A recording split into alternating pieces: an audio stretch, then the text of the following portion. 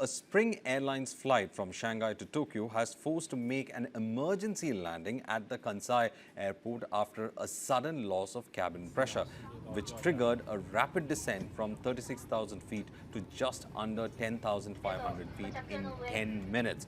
Flight JL 8696 was cruising over Japan when the pressurization warning lit up. Oxygen masks dropped and the aircraft plunged nearly 7,000 meters in minutes. The crew had to declare an emergency and diverted the Boeing 737 to Kansai, landing safely with 191 on board. Though the flight carried a Japanese Airlines code, the aircraft and crew belonged to Spring Airlines Japan, a JL-affiliated low-cost carrier. We're joined in by Captain Akshay Chopra, aviation expert and former pilot with the IAF. Captain Chopra, the question is what is this all about? What does it mean by pressurization, and when we lose pressure, what happens to the aircraft? And is it something of a technical nature that's happened that could have been avoided? All right. So, firstly, thank you for having me this morning. And when we talk about such emergencies, yes, it's 100% of technical nature, and it actually cannot be avoided because we do not know the underlying cause, and it's ultimately a machine. So, these technical problems keep on occurring here and there, but they are well within the control of the pilot. And these emergencies are well practiced on ground in the air once the pilot is undergoing his training, so they are well capable of handling it. Just to explain this emergency a little and take out the panic from the minds of people, when you're flying at a height of, let's say, 35,000 feet, as this aircraft was flying, and suddenly if the aircraft depressurizes, then the immediate action of any pilot will be to do the descent as fast as possible.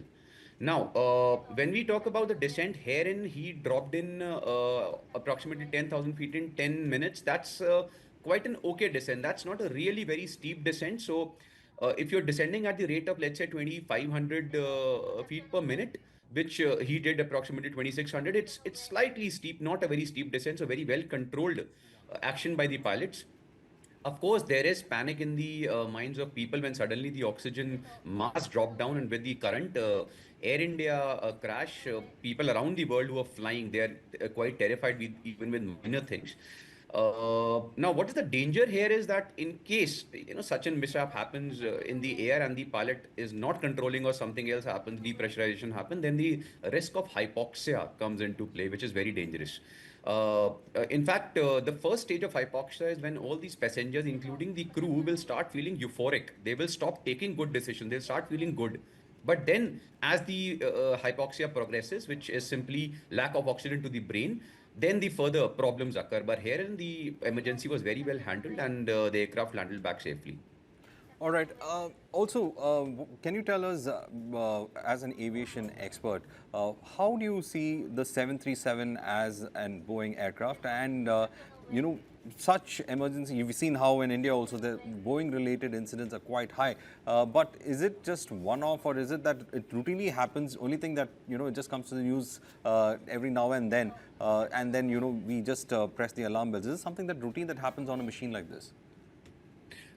Yes, Boeing has been in the limelight from the time the major crash happened, but 737 other aircrafts of Boeing are quite very good aircrafts, and I mean well-tested aircrafts, and none of these aircrafts will ever fly if there's a problem in the ground, or if there is a snag or a technical problem which has been detected earlier. Till the time all the they have obtained all the certifications or clarities from the authorities. But again, it's a machine, and this has happened. We should not say it's because it's a Boeing aircraft. 737 is a very safe aircraft. There are multiple backup systems out there, and the crew is well trained to fly and handle such emergencies, which of course he did in a beautiful manner here. Also, when we talk about passengers, there are several age groups of passengers who could be on that aircraft. What about those who are elderly and those who are infants? When such a situation happens, does the passenger who's in fact attending to any of these elderly or infants, how do they in fact take care of such, or what is the first action they should do when such an emergency happens?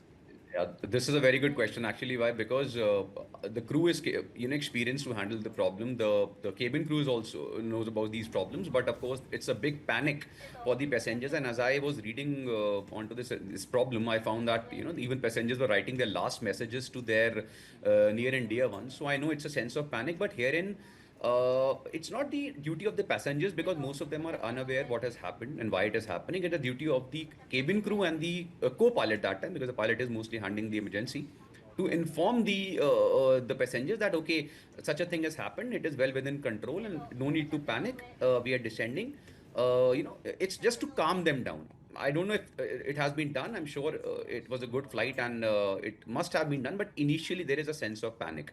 So I always tell people, who are watching such news bites that flying is still the best and the safest way to travel. So don't worry if such a problem happens. I know in the back of your mind you are panicking if there's a turbulence, if the aircraft suddenly descend. But believe me, the captain is well experienced and it's well within control. Well, thank you, Captain Chopra, for in fact speaking to News9 and giving us an insight about this particular aspect of what happened with this Japanese airlines.